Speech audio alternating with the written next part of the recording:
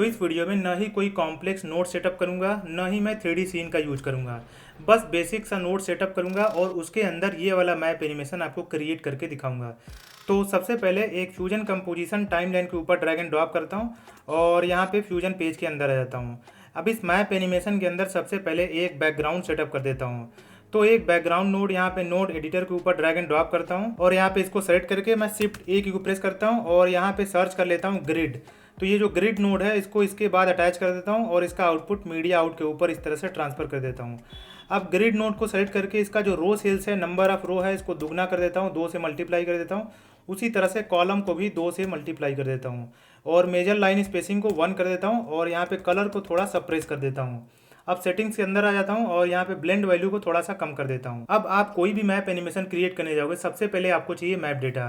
तो यहाँ पे मैंने मैप डेटा पहले से क्रिएट कर रखा है। अगर आपको नहीं पता है तो मैंने कैसे क्रिएट करते हैं, कहाँ से क्रिएट करते हैं, उसके लिए अलग से वीडियो चैनल के ऊपर अपलोड कर रखा है, वो आप चाहो तो चेकआउट कर सकते हो। बट इस वीडियो के अंदर ये जो मैप डेटा मैं यूज करने वाला हूँ ये सारा मैंने पैट्रियन के ऊपर अपलोड कर रखा है, उसका लिंक डिस्क्रिप्शन में दे दूंगा। ये मैप डेटा और फ्यूजन कंपोजिशन सब कुछ वहाँ से डाउनलोड कर सकते हो, वो भी फ्री में। तो यहाँ पे ये जो 4K है, 4K वाला वर्ड मैप है, इसको इस तरह से नोड एडिटर के ऊपर ड्रैग एंड ड्रॉप करता हूँ और इसका सपोज करो नाम दे देता हूँ फंक्शन 2 की को प्रेस करना और यहाँ पे वर्ड 4K। अब चूंकि ये जो वर्ड मैप है देखो तो ये 4K है, बट मेरा जो प्रोजेक्ट का रिजोल्यूशन है वो 1920x1080 है। तो यहाँ पे आपको क्या करना है कि एक और बैकग्राउंड नोड इस तरह से ड्रैग एंड ड्रॉप करना है और यहाँ पे इसका अल्फा वैल्यू 0 कर देना है। तो मैं क्या करता हूँ कि इस बैकग्राउंड नोड के बाद एक मर्ज नोड इसके बाद अटैच करता हूँ।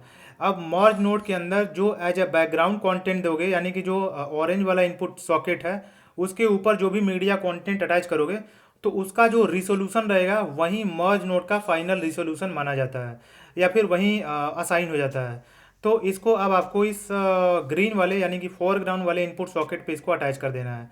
अब यहाँ पे इसको आप यहाँ पे देखो तो 4K था, तो यहाँ पे इसका जो साइज है 0.5 कर सकते हो, तो ये इसके अंदर इसके कैनवस के अंदर जाके फिट हो जाएगा। अब यहाँ पे देखो तो मेरे पास एक वर्ड का शेप है, यहाँ पे देखो तो ये 4K में है।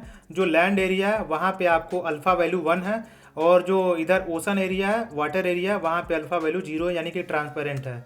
तो इसको मैं यहाँ पे ड्रैग एंड ड्रॉप करता हूँ और यहाँ पे इसका नाम दे देता हूँ। सपोज करो इसको थोड़ा नीचे लेके आता हूँ, ये रहा मेरा नोट ट्री और इसका नाम दे देता हूँ वर्ड शेप 4K और इसका आउटपुट ले जाके इसके ब्लू वाले इनपुट सॉकेट के ऊपर इस तरह से अटैच कर देता हूँ। अब मैं क्या करता हूँ कि यहाँ पे इस नोट ट्री के अंदर एक मर्ज नोड इस तरह से ड्रैग एंड ड्रॉप करता हूँ, इसको ले जाके ग्रीन वाले इनपुट सॉकेट पे अटैच कर देता हूँ।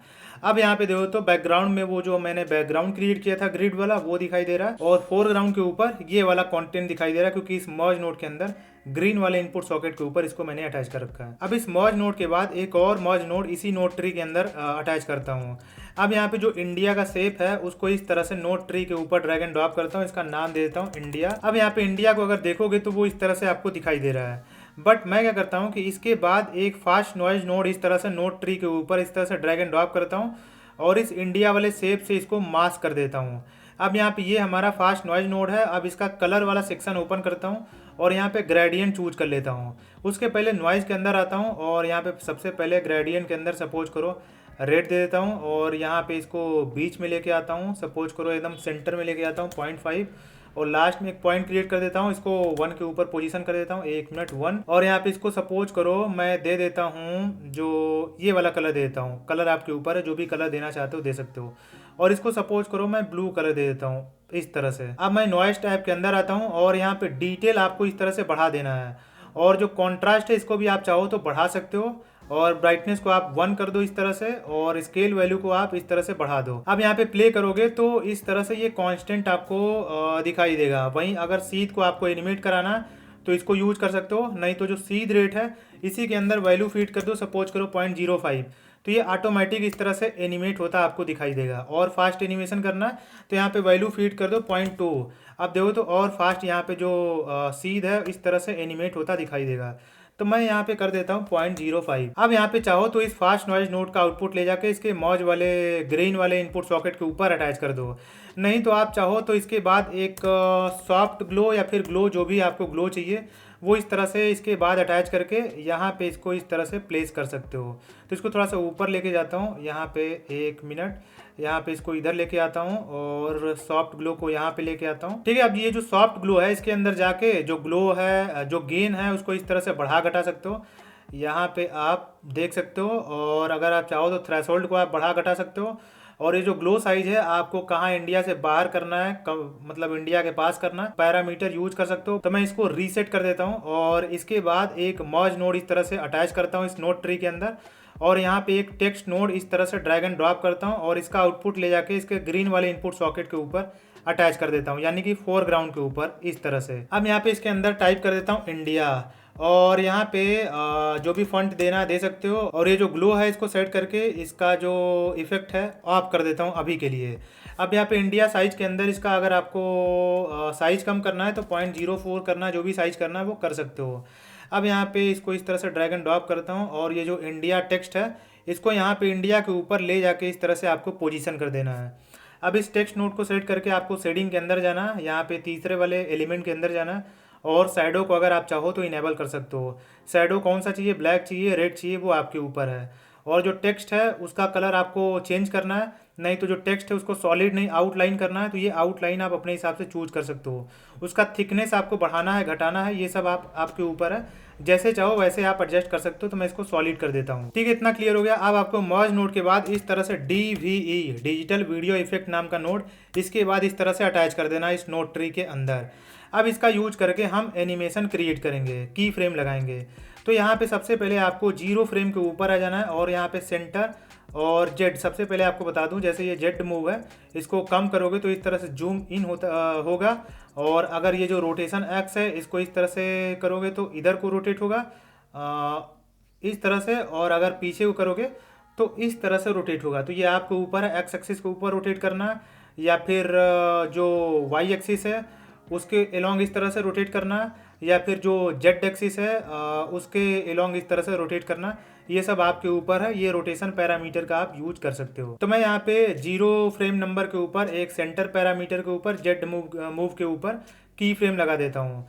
अब सपोज करो मैं आ जाता हूँ 15 फ्रेम के ऊपर, और यहाँ पे सपोज करो 0.04 1 मिनट 0.5 इस तरह से इसको जूम इन कर देता हूँ।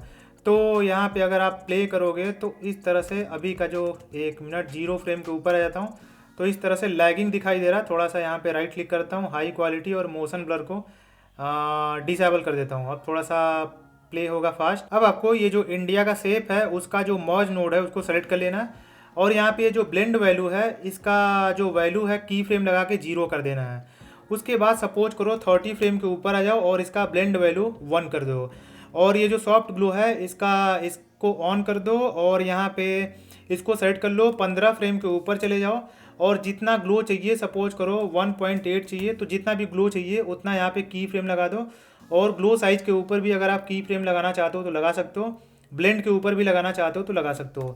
तो 0.8 कर देता हूँ, 30 फ्रेम के ऊपर आ जाता हूँ, और यहाँ पे की फ्रेम इसके ऊपर लगा देता हूँ, इसके ऊपर लगा देता हूँ। और इसको अगर आप कम करना चाहते हो, ज़्यादा करना चाहते हो, तो ये आप अपने हिसाब से कर सकते हो। सपोज करो इसको मैं कर देता हूँ 25। अब आपको टेक्स्ट नोट को सेट कर लेना है, और यहाँ पे ये जो टेक्स्ट वाला सेक्शन है इसके अंदर चला जाना है, इस टैब के अंदर। और ये जो ट्रैकिंग है टेक्स्ट के बीच में, जो कैरेक्टर है कैरेक्टर के बीच में स्पेसिंग बढ़ाना घटाना है, उसको यूज कर सकते हो। तो यहाँ पे मैं एक की फ्रेम लगा देता हूँ, सपोज करो इसका वैल्यू कर देता हूँ 1.6। उसके बाद यहाँ से चला आता हूँ 90 फ्रेम के ऊपर, या फिर सपोज करो 75 फ्रेम के ऊपर, यानी कि 1.5 सेकेंड।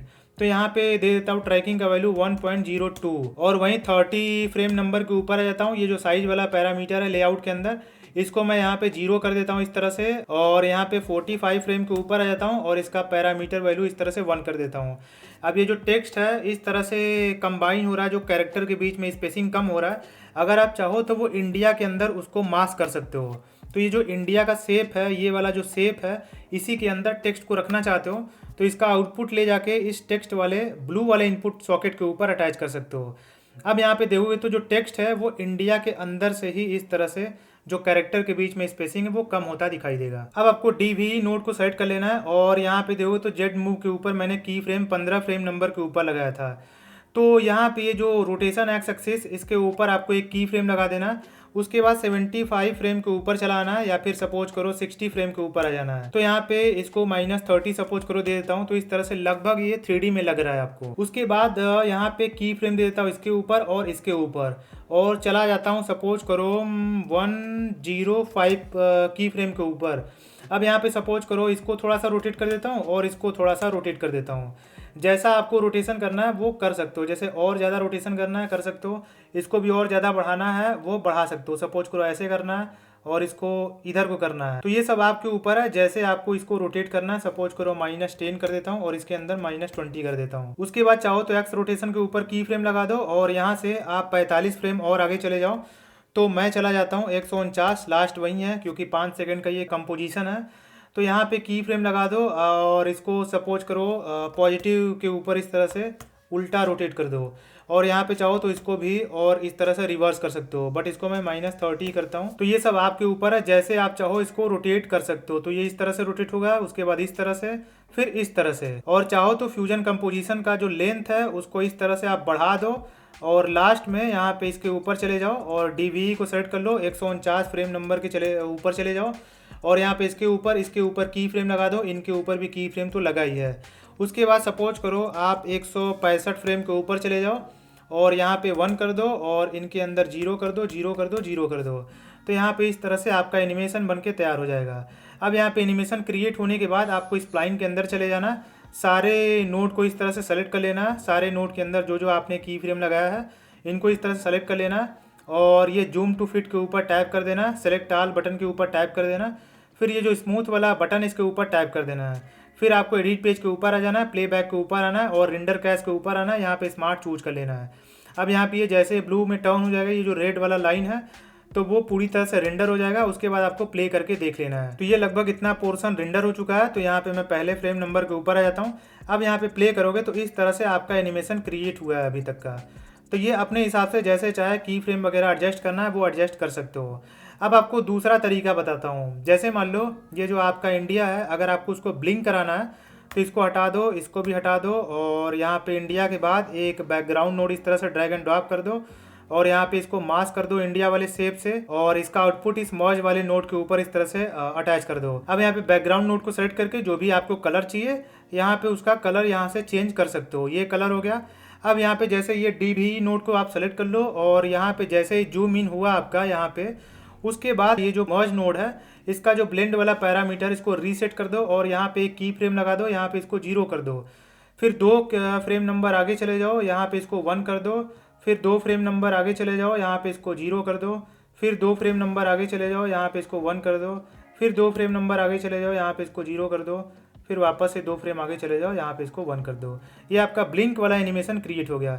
तो इस तरह से ये दोगे तो यहाँ पे ब्लिंक होगा। अब आपको तीसरा तरीका बताता हूँ। तो यहाँ पे इस बैकग्राउंड नोड को डिलीट कर देता हूँ, और यहाँ पे इस नोड ट्री के अंदर एक कलर करेक्टर नोड इस तरह से अटैच करता हूँ। यहाँ के बाद एक कलर करेक्टर नोड इस नोड ट्री के अंदर अटैच करता हूँ, और यहाँ पे इसको मैं कर देता हूँ थोड़ा सा इस तरह से कम ब्राइट। अब यहाँ पे जो डार्क है वो इंडिया के अलावा जो अदर एरिया है उसको डार्क करना है, इंडिया को नहीं करना है।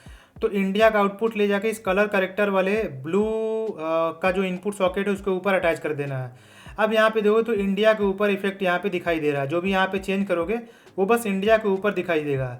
आपको क्या करना है कि इस कलर करेक्टर का सेटिंग वाला पैरामीटर ओपन करना है, सेक्शन ओपन करना है, और यहाँ पे ये जो ऑप्शन है अप्लाई मास्क इन्वर्टेड, इसको आपको चेक कर देना है। अब यहाँ पे जो भी इसके अंदर चेंज करोगे, यहाँ पे देखो तो ये जो शेप है उसके अलावा जो एरिया है उसके ऊपर ये इफेक्ट होता क्रिएट करता दिखाई देगा। ये यहाँ पे आप देख सकते हो। तो आपको वहीं क्या करना है कि 15 फ्रेम के ऊपर आ जाना है, और यहाँ पे इसको रीसेट कर देता हूँ, और यहाँ पे एक की फ्रेम लगा देता हूँ, और सपोज करो आप 60 फ्रेम के ऊपर नहीं तो 45 फ्रेम नंबर के ऊपर चले जाओ। यहाँ पे जो भी जितना आपको ब्राइट कम करना है, कॉन्ट्रास्ट करना है अदर एरिया को, जो भी करना है वो अपने हिसाब से इसको एडजस्ट कर सकते हो। उसके बाद तीसरा तरीका, इसको डिलीट कर दो आप, और यहाँ पे इसके बाद एक ब्लर नोड इस तरह से अटैच कर दो, और यहाँ पे इसका आउटपुट ले जाके इसके ब्लू वाले इनपुट सॉकेट पे अटैच कर दो, और ब्लर का जो वैल्यू है सपोज करो 20 कर देता हूँ ताकि आपको अच्छे से दिखाई दे, और वहीं इसके सेटिंग्स के अंदर चले आना है और आपको अप्लाई मास्क इन्वर्टेड चूज कर लेना है। तो यहाँ पे तो जो इंडिया है उसके ऊपर ब्लर अप्लाई नहीं हुआ है, बाकी जो अदर एरिया है उसके ऊपर ब्लर अप्लाई हुआ है। और यहाँ पे ये जो ब्लर है, ब्लर का जो साइज है या फिर ब्लेंड वैल्यू है, जो भी आपको पैरामीटर यूज करना है उसको यहाँ पे यूज करके की फ्रेम लगा के एनिमेट करा सकते हो। वहीं ये जो ब्लर कर रहे हो, कलर करेक्ट कर रहे हो, वहाँ पे अगर आपको इंडिया का कलर भी करना है तो यहाँ पे वहीं सिंपल बैकग्राउंड नोड को ड्रैग एंड ड्रॉप कर दो, इसका आउटपुट इससे मास्क कर दो यहाँ पे, और इसका आउटपुट ग्रीन वाले इनपुट सॉकेट पर अटैच कर दो। यहाँ पे जो भी कलर चाहिए वो कलर आप एडजस्ट कर सकते हो। तो इस तरह से बहुत ही बेसिक नोड सेटअप का यूज करके अगर आप चाहो तो ये भी नोड यहाँ से डिलीट कर सकते हो, इसको भी डिलीट कर सकते हो। यहाँ पे सीधे इसको मीडिया आउट के ऊपर ट्रांसफ़र कर दो और यहाँ पे जो वर्ड शेप है इसको यहाँ से डिलीट कर दो। तो ये भी आप तरीका अपना सकते हो, ये सब आपके ऊपर है। तो यहाँ पे देखो तो अब तक का एनिमेशन इस तरह से क्रिएट होगा। तो ये और ज़्यादा यहाँ पे सपोज करो मैं कर देता हूँ 5, तो ये और ज़्यादा बेसिक सा नोड सेटअप है। वहीं और बेसिक करना चाहते हो तो इसको भी डिलीट कर दो और इसको भी आप डिलीट कर दो, और यहाँ पे इस तरह से यहाँ पे लेके आओ और यहाँ पे सपोज करो इसको भी आप डिलीट कर दो। तो ये वहीं की फ्रेम यहाँ पे देखो तो इस तरह से ये एनिमेट होता दिखाई देगा। यहाँ पे देखो इस तरह से ये ब्लिंक हो रहा है और ये इस तरह से एनिमेट हो रहा है। तो बहुत ही बेसिक नोड सेटअप यहाँ पे आप देख सकते हो, इतना से भी आप अपना काम चला सकते हो।